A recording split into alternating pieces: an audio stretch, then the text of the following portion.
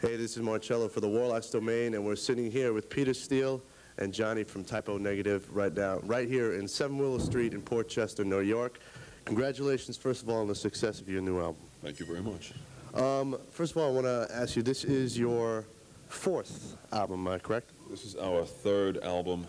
We also have an EP out, The Origin of the Feces. First one was Slow, Deep and Hard. Slow, Deep and Hard, that's the Origin of the Feces. Which was a live album, right? The alleged live album.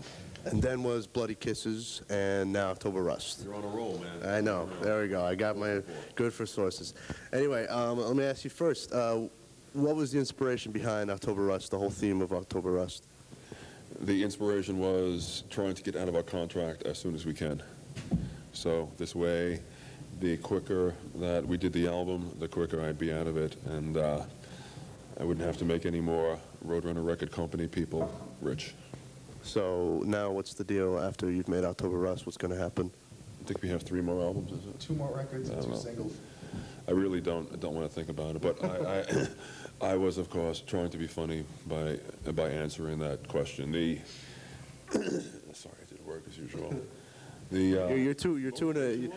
Is that what you said, the motivation? Well, what was the whole what gave you guys the idea to make October Rust, the whole theme behind October Rust?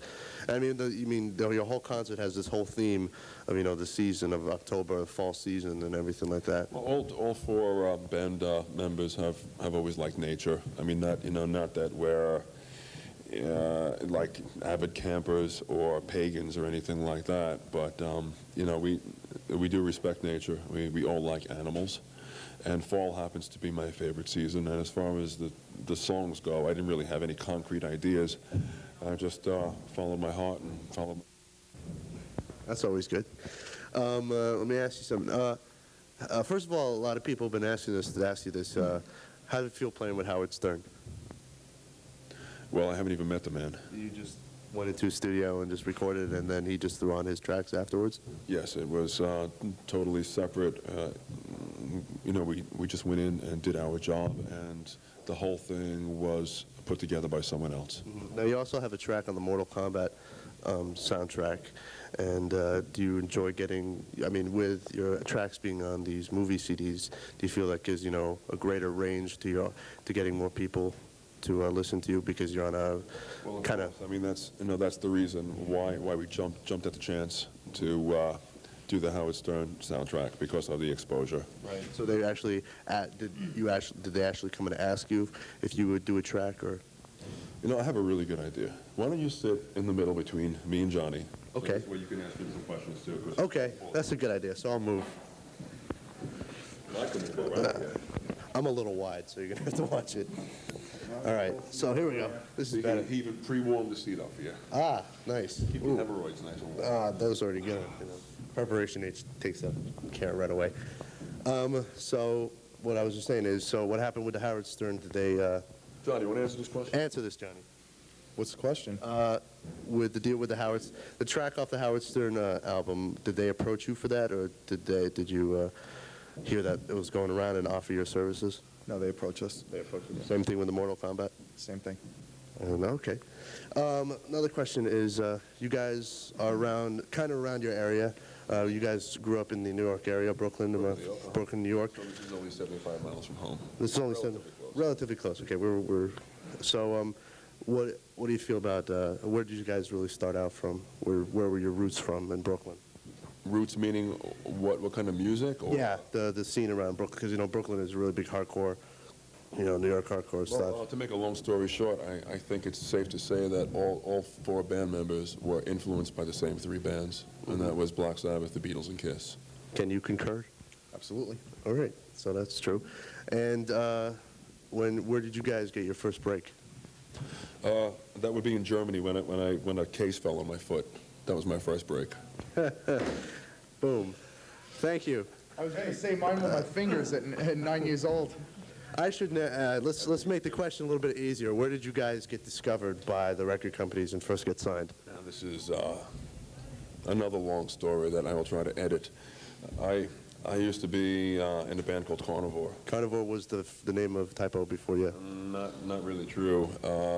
Carnivore had myself plus two other members. After Carnivore broke up, the record company bound me to contract because as the songwriter, they began to spell Peter Steele with a $, and they did not want to let me go. This is still Roadrunner, right? Yes, and so when we formed Typo Negative, we were actually signed before the band was even formed. So you're under contract, so you just made the band out of the contract, right? Well, we didn't really think of it like that. I mean, we formed the band because we wanted to play with each other, but we were hoping that we could get onto a different label, but that was not possible just because I was bound and they would not let me go. Right. How were you approached to join Typo Negative? I approached them.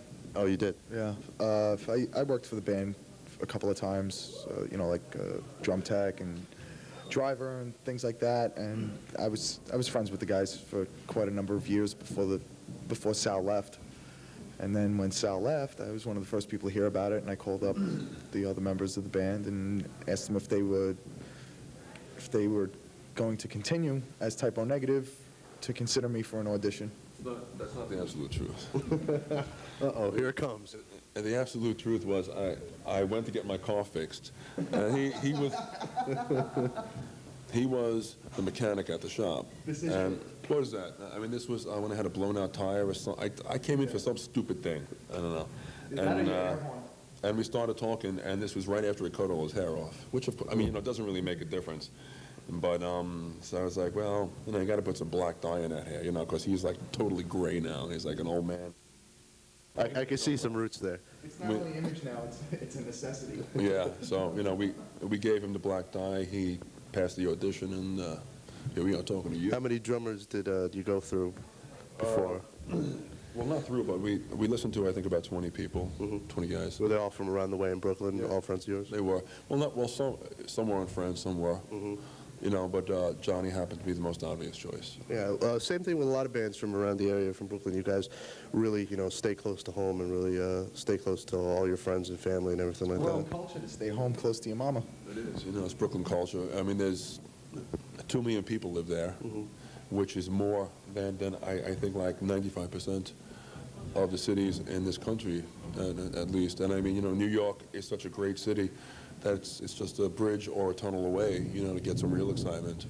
It sounds like you guys really have like a strong bond from where you guys come from. And well, everything like that. I do, but I think that some of the other guys are kind of itching, to get out of New York. I think they're just a little sick of the cold weather and, sick and tired of having their houses busted into. What's the deal with that, man? I'm ready to go. Where you want to go? Somewhere where I don't have to use a shovel for a very long time. Queens. Queens. It's a lot warmer in Queens, I'm told. A lot warmer in Long Island, too, so. But, well, we just, yeah, seriously. I mean, you could light a runway with just like a match, holding a match up in a mall. I would love to see that. So would I. Okay, let me just a few more questions about your records. Now, with the release of October Rust, which is getting a massive exposure, and I do congratulate on all the exposure and all the success you've been having. I saw actually one thing. I mean, a lot of discussions that we have with a lot of people on the internet and stuff like that is that, MTV plays very few music videos from like the style of music from like Typo and from other bands like Machine Head. That's because we are politically incorrect. Yeah. And I mean, Yeah. we eat meat, we wear fur, we don't recycle. We throw it in the garbage can just like everybody else. We take very long showers, and I make sure I take the water saver out of my shower head. Good. So, once they heard that about me, it was like, fuck this guy.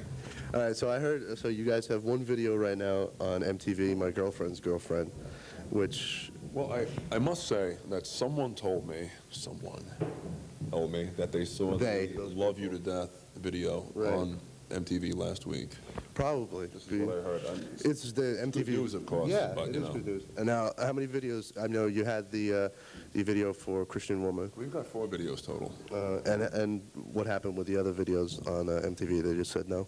They all had like really minor play. Black Number One got some good exposure.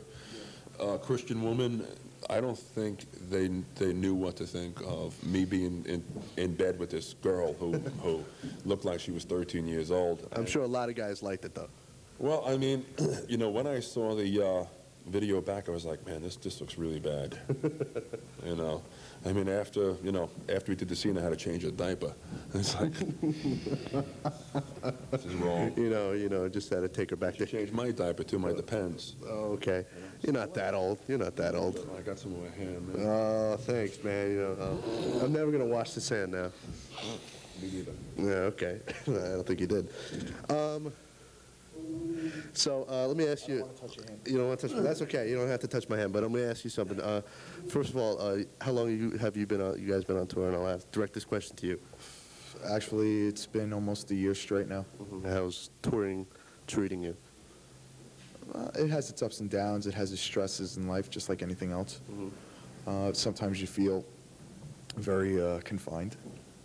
We live on a bus, and there's quite a number of us, and there really isn't.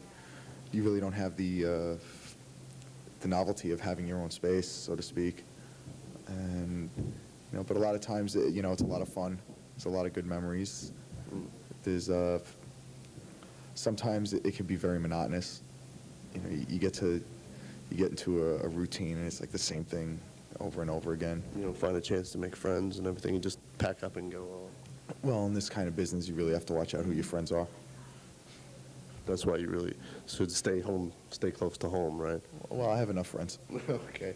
How about you, Peter? How's touring life been treating you? Well, it's gotten much better. I mean, the first tour, like most bands, was done in a van.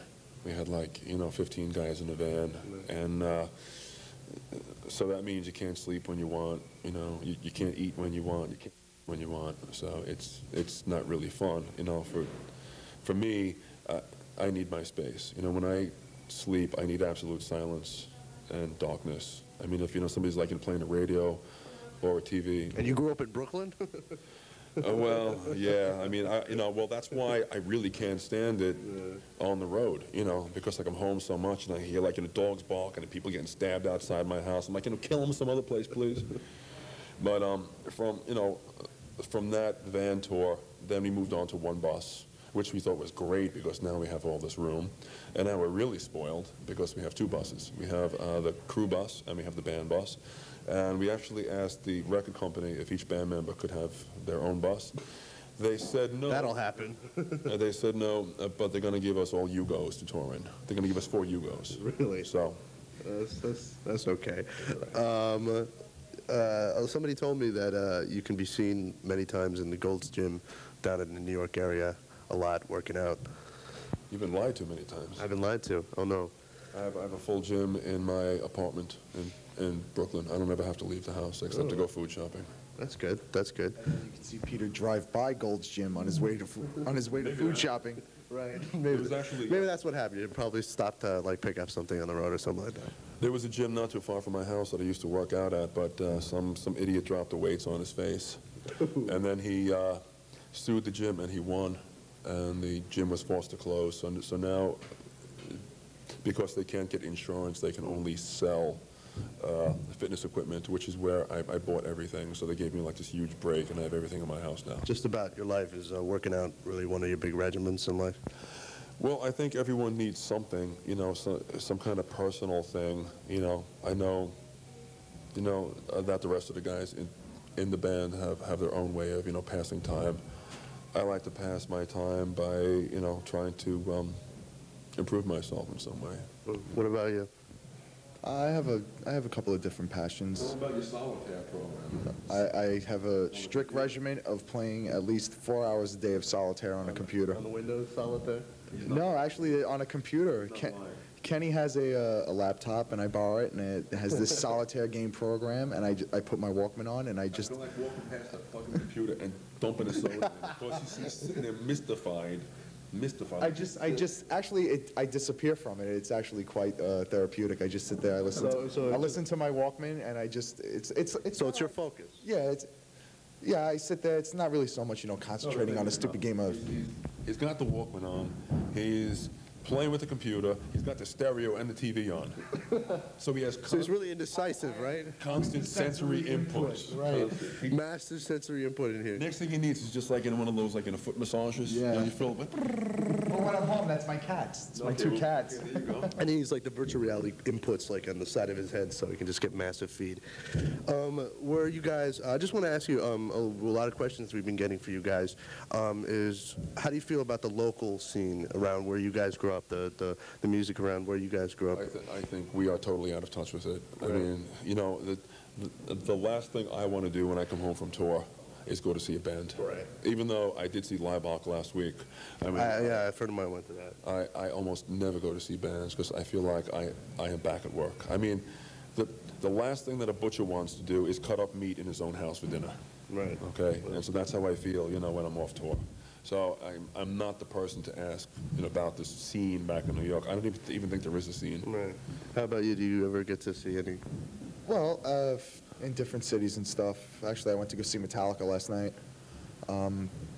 They're really, yeah, Madison Square Garden. Actually, it's really entertaining. The show is Yeah, I saw them. it was sold out. I saw the Nassau Coliseum. Yeah, they're playing tonight also. I guess that's a plug for Metallica. I doubt it. I doubt it. I don't think they need a plug from us. No, I don't think so. But no, I mean, once in a while, you know, if there's a show of a band that I like, you know, I'll try to go see it. As far as the scene, I don't think there really is. I mean, I know CBGB's is open. And there's a couple of clubs in Manhattan. There's nothing in Brooklyn, if that's what you're. Well, I just meant like the area. A few more questions before we go, but one thing I want to ask you is, in your day-to-day routines, you know, while you're out touring and out there, what are just some of your hobbies that you like to do? You know, he's got his Windows and he's got his solitaire. What about you? Well, I can pretty much document each day. We usually pull into the next city around 10 o'clock in the morning, check into the hotel, take showers, shave, do some interviews, try to find a laundromat. Then we leave for sound check around 3 or 4 o'clock. After sound check, I work out. Sometimes there's more interviews. Sometimes, if there's not, I'll take a nap or putz around with my little keyboard and try to make the record company even richer. Is that one of the other aficionados playing keyboard?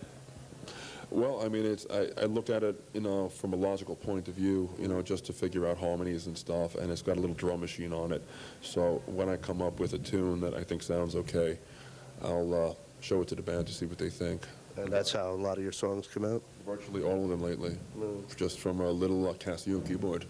You speaking out your daily routine, have you found you guys have been accepted in more certain areas of the world than others? Like, what are the places in the world that you find you have like the greatest following? Well, I mean, I can't say that we do badly anywhere, but it seems like we're... But you have your problems in some areas where... Well, it's funny you should say that because the one place that we had problems 5 or 6 years ago was Germany, and now we do really, really well there, and I mean really well. Europe takes in these kinds of bands a lot more than United States. Okay, just to wrap up, where is Typo headed for the next year? Johnny's go for that, Johnny. Well, this tour goes until tax day, April 15th. No, we get home the day before. The day before. All right. Then we're off to Europe again. We're going to be doing a tour of All promoting October Rust. Oh yeah, this is all in promotion of October Rust. After that, should take us to like the last week of May, and we're going out for like 6 weeks with Ozzy on the Ozfest. Great show. And then after that, I really have no idea. That takes us into July. Yeah, are you guys ever gonna like just take a vacation and chill out before you go head back into the studio? Hope so. But I don't think, you know, with the way